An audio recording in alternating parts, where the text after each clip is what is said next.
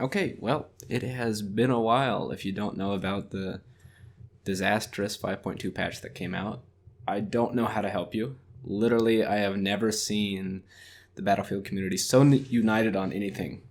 5.2. It introduces problems in the aim of finding solutions to problems that don't exist. Um, that's actually kind of what Battlefield 5 is in the first place. All the design process. It's a series of attempts to solve problems that only exist because of design choices that were made way back in and should never have been made in the first place. It's like someone was designing a car and they're like, hey, we should put the engine in the back. And then else was, I don't know, they didn't know what was going on. They're like, hey, make the car front wheel drive. But they didn't really communicate with the designer who put the engine in the back. So now you have like the dumbest drivetrain layout you can possibly think of, with the disadvantages of both layouts in one package and none of the benefits. And then you spend literally the entire rest of the development cycle like trying to solve issues caused by a problem that you could have just avoided at the beginning by actually having a design that made sense. I realize this is a weirdly specific analogy. If you need a visual, this is Battlefield 5 in car form. Basically, they put the engine in the back and the driven wheels in the front, but the weight was all off, so they put an extra drive shaft at the front to balance it out. It looks really dumb, and it is dumb. That's what Battlefield 5 looks like. Anyway, so the point is that this patch was ostensibly to address weapon balance. 5.2 introduced way more problems with balance that ever could have existed prior to the patch. There weren't problems prior to the patch anyway. So let's talk about that first. I keep running into the people that with the Thompson as an argument.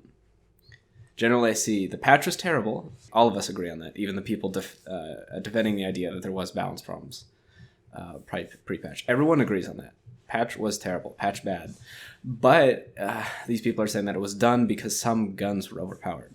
Like the ZK, the Zumi, the Thompson. Notably, these are all high rate of fire guns.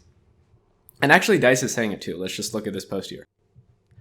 So basically, what this is saying is that the game, it wasn't a sandbox prior to 5.2, that you didn't have options for certain ranges prior to 5.2. Sorry? So here's our thesis of this video. There was a gun for everything.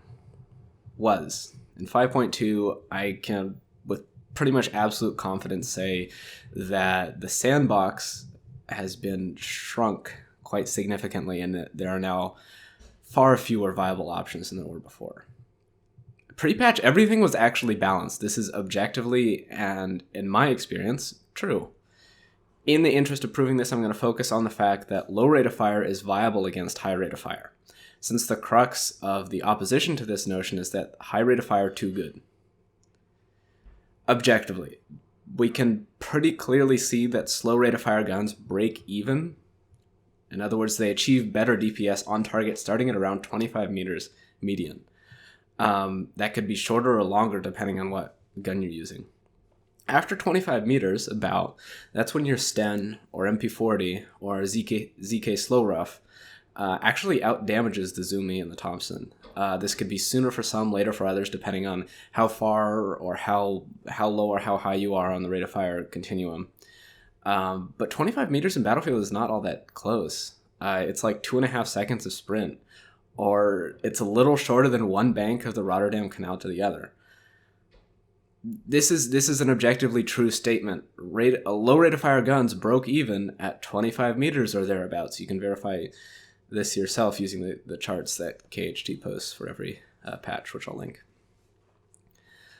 Unlike Battlefield 4, where the utility of low rate of fire, like the SAR-21 and the QBZ, was kind of isolated to edge cases. Admittedly, even though I did campaign for it and try to encourage people to use those guns, they weren't all that useful, to be honest. Just because the mechanics of the game prevented low rate of fire weapons from really being as good as they could possibly be. In practice, in Battlefield 5, low rate of fire weapons actually work better for me. I have a higher kills per minute with the Sten than I do with the Zumi. Because you can actually kill people at the ranges that you encounter at Conquest or even Team Deathmatch. My KD is better when I'm using the Sten too. So this is my experiential evidence that supports what I'm saying, what I see in the numbers, that after 25 meters, the Sten is just straight up better. The Sten just puts more damage on target than something like the Thompson starting at 25 meters. This is objective metrics backed up by my actual experience. I can't really argue with the fact that my KPM is higher with the Sten than it is with the Zumi. What about the STG 1.5 versus the Turner SMLE? I have way better KPM with the SMLE because you can actually kill people at long range. This is objectively true, and when you look at someone who's playing from a pretty analytic perspective, this is also true. It matches my stats, and these are the numbers I see. Things are balanced, or things were balanced. So then the big question is, why doesn't this match what I see in game? Viability, I'm going to say, does not mean that every gun has the same usage statistics. Because if every gun had the same usage statistics, then every gun would be the exact same. And apparently that is the opposite of the goal that DICE wanted to achieve with 5.2, even though 5.2 did exactly that and made there be less viable guns.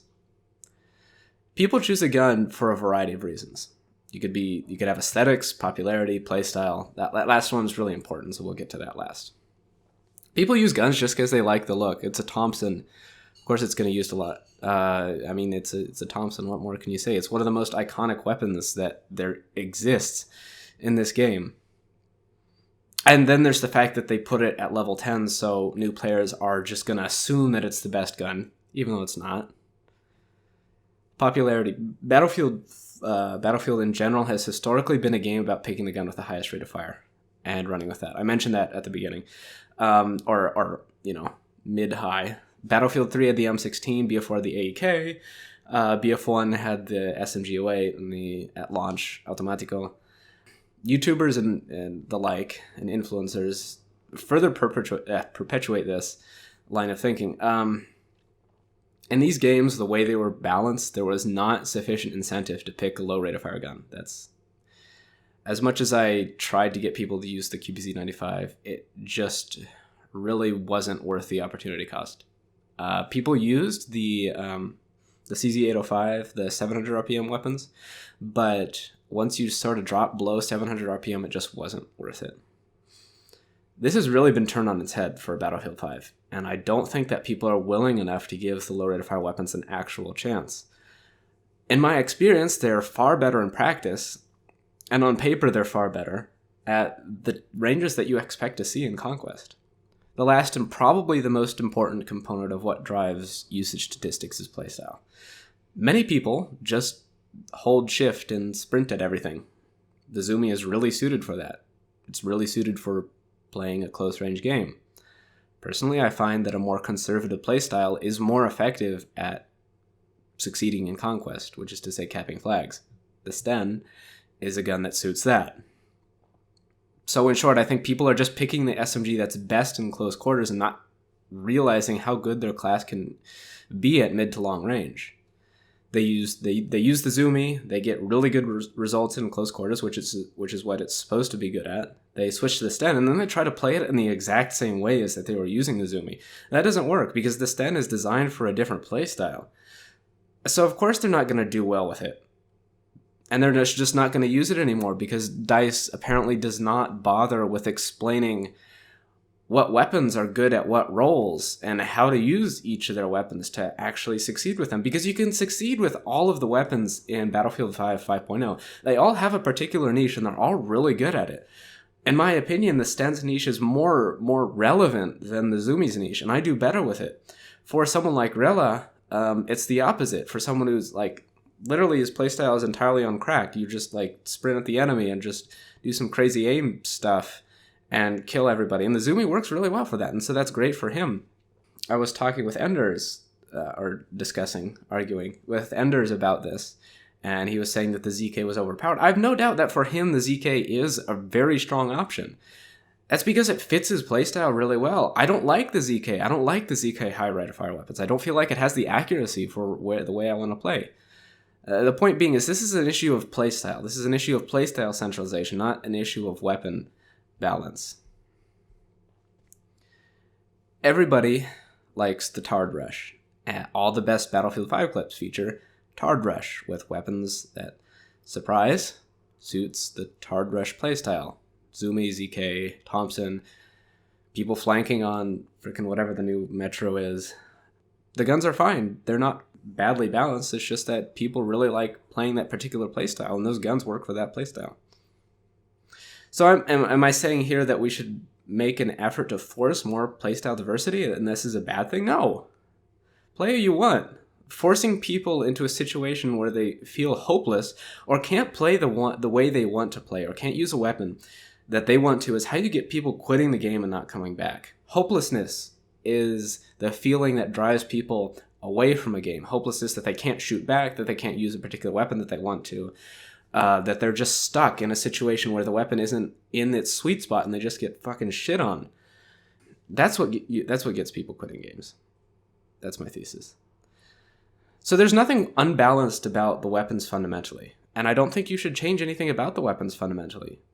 Let metas be established, let them drift over time, and let people be like me, anti-meta. Let people use the long-range guns and enjoy that playstyle. I think as Battlefield 5 stood, past tense, I think as Battlefield 5 stood at 5.0, it was in a really good spot, and the gunplay was the only thing, quite literally the only thing, that drew me to play that game. And it's kind of a shame. I just finished finals. And here I was looking to play maybe a couple minutes of Battlefield 5, and it's just not worth playing anymore. I played probably 15 minutes, and I found that it was pretty trash. If there was anything that made me rage in Battlefield 5, and I only have about 20 hours in this game before it stopped being fun, mind you, it was insta-deaths due to networking, invisible players that are like gray 254 on a 255 background, just use your eyes, and attrition, which I personally hate, and a lot of people hate. Some people like it, God knows why. Unlike Battlefield 3, where you're like, well, there's another M16 player, time to go kill myself, I never got the feeling that, I never got that feeling of annoyance when I got killed by a Thompson or a Zumi. Most because, like I said, they're pretty bad outside of sneeze range, and I don't really play those ranges all that much. So the whole point of this patch was to decrease centralization around a couple guns, and instead I feel like they've created more of it because there's so many guns that are completely non-viable now. Good job, guys. Maybe consider, just maybe, here's a wild idea, maybe consider asking your weapon designer for input. I know this might sound ridiculous, but I've known the designer behind the original launch gunplay for years and years. I know him well enough to know that this was not his idea. There's 100% no way that this was his idea. There's no public or available info about why this happened, but the same guy that fixed Battlefield 4 is not the same guy that destroyed Battlefield 5 with this 5.2 patch. If I had to guess, and I'm pretty sure I'm right here, this kind of thing is coming straight from the top. Something to think about. So my message to DICE here. You're fixating on the idea that people are leaving because of weapon balance, because they're getting instigated by the same weapons over and over, or they can't react to getting shot at. Maybe, an idea, just address the fact that people are getting still 2 hit after the patch, because somehow the networking is a regression from Battlefield 4. Maybe people can't see the enemy, so they feel like time to kill is way faster than it is. Maybe the incoming damage notifications basically don't exist until you're dead. Maybe attrition is the trash tier anti-fun system that I said it was, and it's killing your game. There are a host of variables here. I just wonder, why focus on the one thing that was actually good?